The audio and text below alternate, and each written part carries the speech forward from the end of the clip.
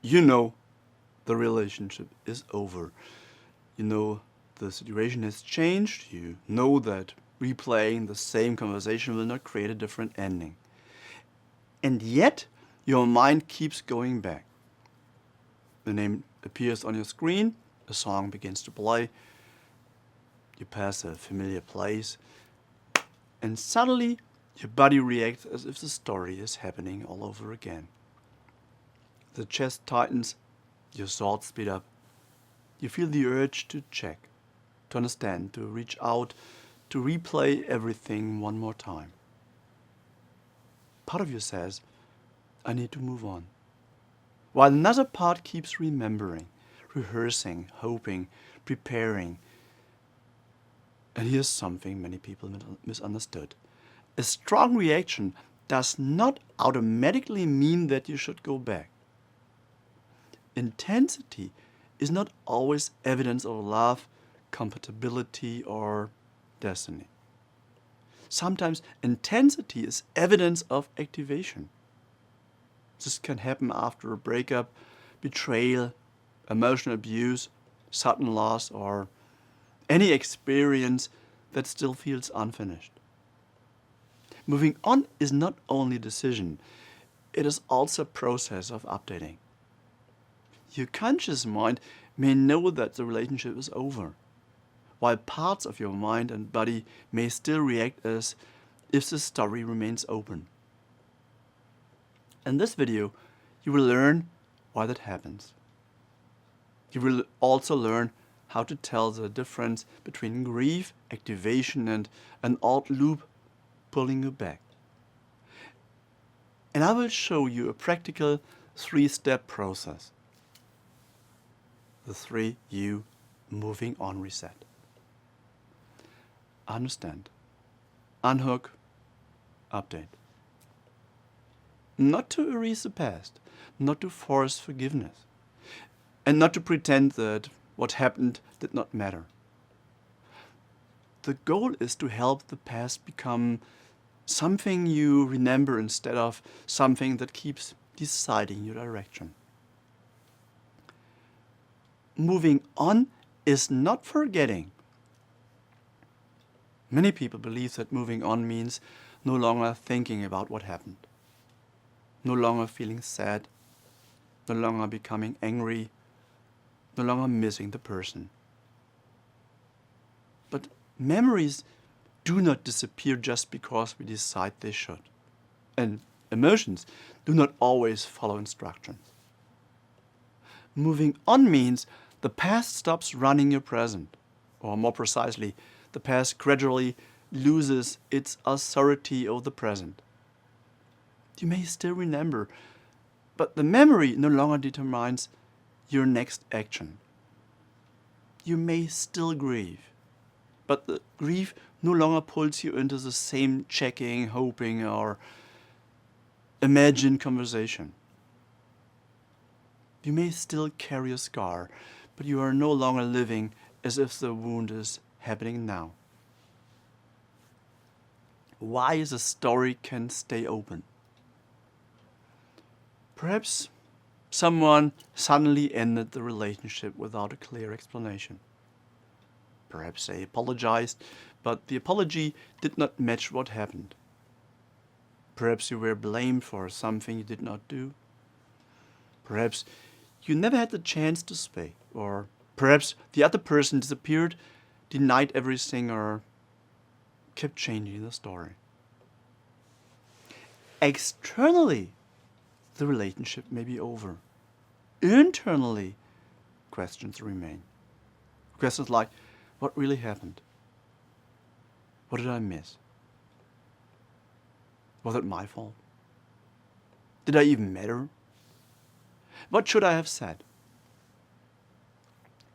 Your mind keeps trying to make the story make sense, especially when something important was at stake. Love, trust, safety, belonging, identity, dignity. And when the relationship kept moving between closeness and distance, warmth and rejection, hope and disappointment, the story can become even harder to close. Part of you may still be waiting for an explanation, an apology, a recognition, justice, a message, or a different ending. You may no longer be waiting only for the person. Part of your mind and body may still be waiting for the uncertainty to end. But repetition is not always resolution. Some experiences cannot be completed in the way you want it. Sometimes moving on means learning to live with unanswered questions without letting those questions organize your life. Why reminders can feel so powerful. A name appears on your screen. A song begins to play. Yeah, or you notice that the person has changed their profile picture. And suddenly, the whole state returns. Your breathing changes, your muscles tighten, an image appears, an urge shows up. Hope, fear. And then your mind tries to explain the intensity. If I still feel this strongly, maybe I'm not over them. Maybe the relationship was meant to be. Maybe I need one more conversation. But a strong reaction does not automatically tell you what to do. It tells you that something in the present has connected with a pattern from the past. Intensity is information. It is not an instruction. A brief orientation. Before we continue, notice whether anything in this topic is activating you. You do not need to search for a memory. Just notice what is already here. Let your eyes move around the room. Notice where you are. Notice the date. And notice one thing that is different now from the time you are remembering. Perhaps you are in another room, another home, another phase of life. Perhaps you now have information, support, or choices you did not have then. You do not need to convince yourself that everything is fine. Simply remind yourself, this memory is here. And I'm also here. The 3U moving on reset. When the old story begins pulling you back, remember 3 steps. Understand, unhook, update. Understanding explains the old reaction. Unhooking separates the feeling from automatic action, and updating helps an old reaction recognizing what is different now. Step 1. Understand. Ask, what is my system trying to complete, prevent, or receive? Perhaps it is looking for an explanation, an apology, reassurance, justice, proof that you mattered, protection from being hurt again, or permission to stop waiting. Do not judge the need. Name it. My mind is searching for certainty. My body is preparing for another rejection. Part of me is still waiting for recognition. I'm replaying the conversation because I want to defend myself. Understanding replaces what is wrong with me with what is this reaction trying to do for me. But understanding does not mean obeying the reaction. You can recognize the need without returning to the same source. Step 2. Unhook. Ask, what is pulling me back And how can I pause before acting? It may be a message, a photograph, a social media profile, a physical sensation, loneliness, a quiet evening. A new relationship become closer, or a moment when life feels uncertain. Unhooking does not mean denying the feeling, and it does not mean avoiding every reminder. It means separating the feeling from the next automatic action. You might say, this is an urge, not an instruction. This is activation, not a decision. This is a memory, not the present. This feeling is real, but it does not tell me what contact would lead to. Then create a little distance. Delay checking for 10 minutes, put the phone in another room, write the sentence without sending it. Stand up and change your physical position. Look around the room or contact someone safe instead of the person connected with the old loop.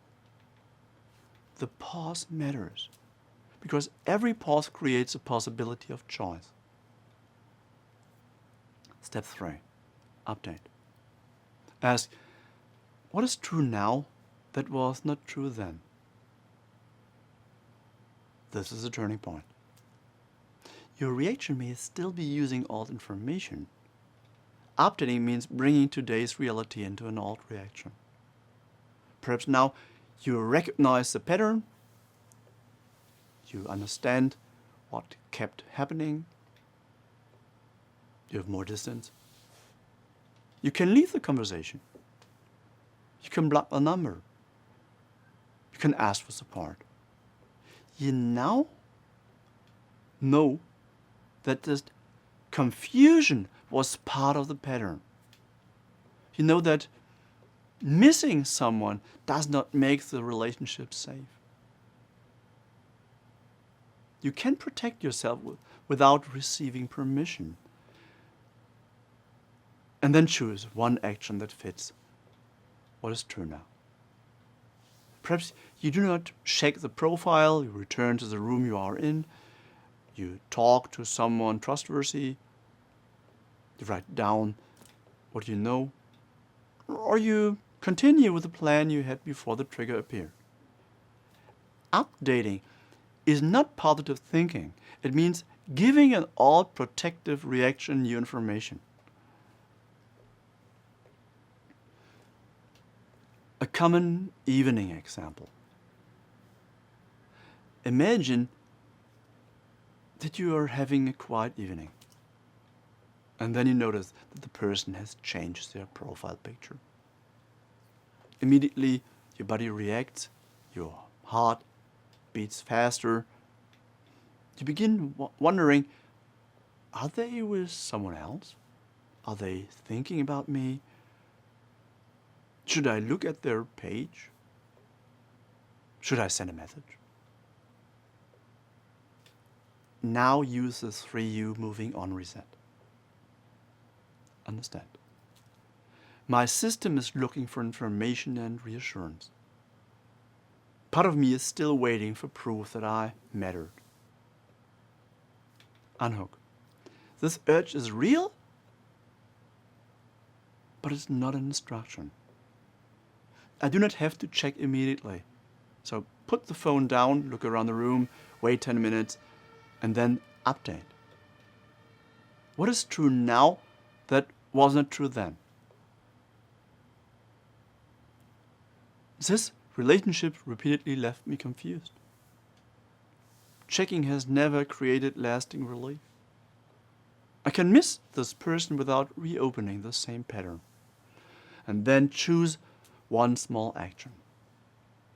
Message someone trustworthy, return to what you were doing, or write down one sentence like, missing is not the same as belonging. The goal is not to remove every feeling. It is to prevent the feeling from automatically reopening the relationship. Processing or circling. Thinking about the past is not always harmful.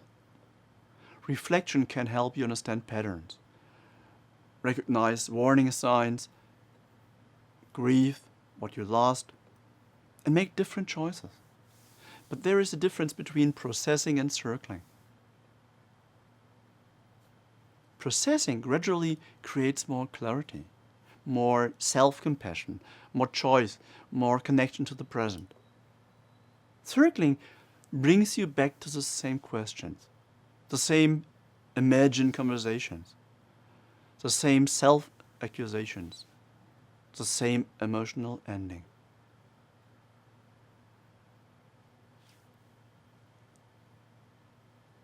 Trying not to think about the person can also keep the loop active. You tell yourself, stop thinking about them. I should be over this. Do not feel this. Now your mind starts checking whether the thought has returned. And that keeps the thought important. A way more useful response may be, this is a memory. This is an old urge. This is my mind searching for resolution. I do not have to solve it right now. Ask yourself, is this reflection giving me new information? Or am I repeating the same search? If there's no new information, you may not need another hour of thinking. You may need a different experience. Closure may not come from the other person. Many people wait for closure. They imagine that one honest conversation would finally allow them to move on. Sometimes a conversation does help, yes, but closure becomes fragile when it depends entirely on someone who was unwilling or unable to offer honesty, responsibility, or consistency. The person who created the confusion may not be the person who can give you clarity. They may deny what happened, defend themselves, offer a partial apology, return briefly and disappear again, or say exactly what you wanted to hear without changing their behavior. Sometimes closure begins when you stop asking an unreliable source to define your reality. Closure does not require certainty about every detail. You may never receive every answer, while you can still reach a clear conclusion. What happened hurt me. The relationship was not emotionally safe. Their explanation does not erase the impact. I do not need their agreement to take my experience seriously. I can miss someone and still recognize that contact is not good for me. Sometimes that is enough clarity to stop returning the same question to the person who repeatedly confused you. Grief is not the same as being trapped. Sometimes you're not caught in a loop, you are grieving.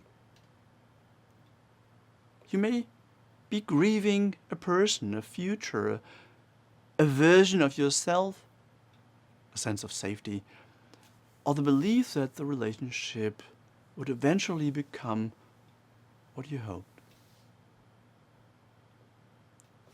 Grief often moves in waves. It can hurt deeply and still allow moments of connection, meaning, and movement. Over time, grief tends to make more room for life. A loop tends to pull you back into the same search for an answer, a sign, or an action. Feeling grief does not mean that you have returned to the beginning. It means something meaningful is still being integrated. You may be grieving what never happened. Sometimes the hardest thing to release is not the relationship that actually existed. It is a relationship you believed could exist. The promise, the potential, the version of the person you saw during the best moments. You may not only be grieving what happened, you may be grieving what never happened. Ask yourself, what am I missing? Am I missing the relationship I had? Or the relationship I kept waiting for? The answer can be both. But the distinction creates clarity. You can honor what mattered without continuing what harmed you.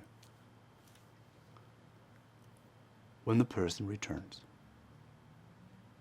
perhaps you feel more stable. And then one message arrives. I've been thinking about you. I miss you. Can we talk? And suddenly everything returns. Hope, fear, longing, confusion. This does not mean that all your progress is gone. A trigger can reactivate an old state without erasing what you've learned. Before responding, ask, what has actually changed? Not only, what do I feel right now? Ask, what evidence is there that the pattern would be different? Words can create activation. Consistent behavior creates information. You don't have to decide while your body is in the strongest part of the reaction. Delay can be protection. Feelings matter, but they should not decide alone. Yes, feelings are important. They tell you that something is emotionally significant, but they do not always tell you which action is wise. You can feel longing for someone who was unsafe. You can feel guilty after setting a necessary boundary. You can feel afraid while making a healthy change. You can feel calm in a familiar but harmful pattern. You can feel uneasy in a healthier but unfamiliar situation. Feelings are part of the decision. They should not make the decision alone. Ask, what do I feel? And also, what do I know? What has repeatedly happened? What choice protects my dignity and long-term well-being? Moving on often means allowing a feeling to be present without allowing it to become the only decision maker. Your system needs evidence, not pressure. You cannot shame yourself into moving on. Statements such as, "This is ridiculous," "I'm so weak," "I should know better," they only add another layer of pressure. Your mind and body need new evidence. You notice a trigger and do not check. You feel lonely and contact someone safe. You remember the good moments and also include the whole pattern. You experience an urge and discover that it passes. You set a boundary and survive the guilt. You create a quiet evening and does not end in contact.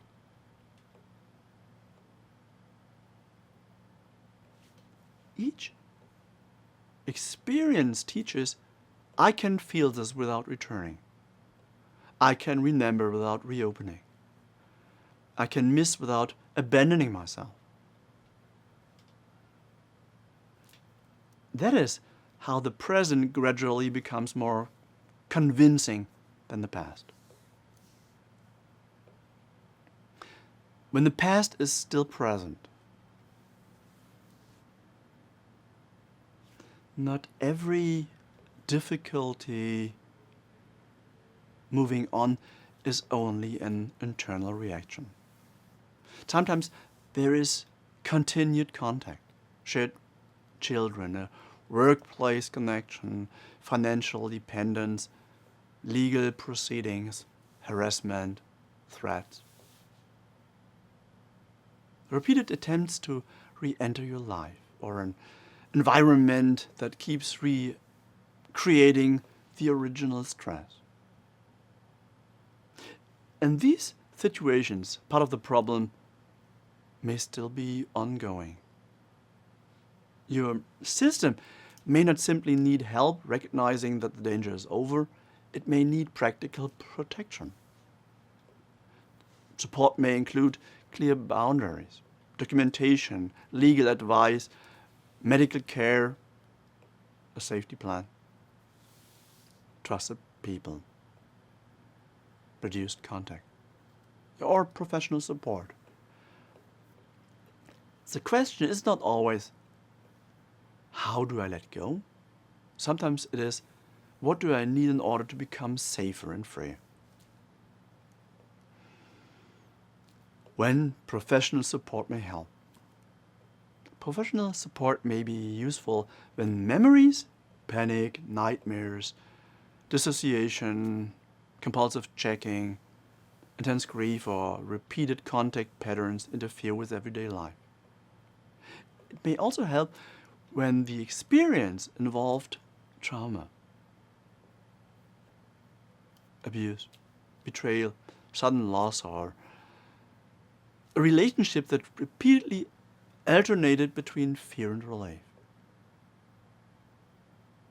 A qualified mental health professional can help you process what happened, distinguish grief from an ongoing threat, and build a path forward that fits your history and circumstances. Seeking support does not mean that you are unable to move on. It means you do not have to carry the entire process alone. What I want you to remember: moving on does not mean forgetting.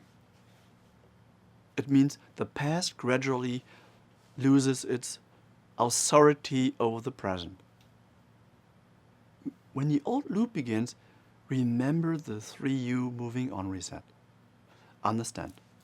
What is my system trying to complete, prevent, or resave? Unhook. What is pulling me back, and how can I pause before acting? Update. What is true now that was not true then?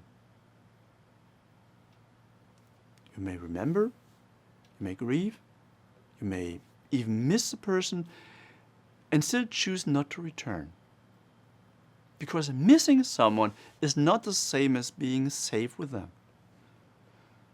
Feeling a bond is not the same as having a healthy relationship. And moving on does not begin when you stop feeling. It begins when the feeling no longer decides the direction.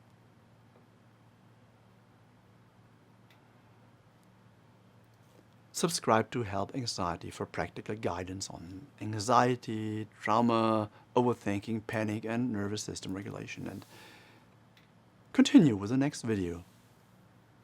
Why you still feel attached to someone who hurt you.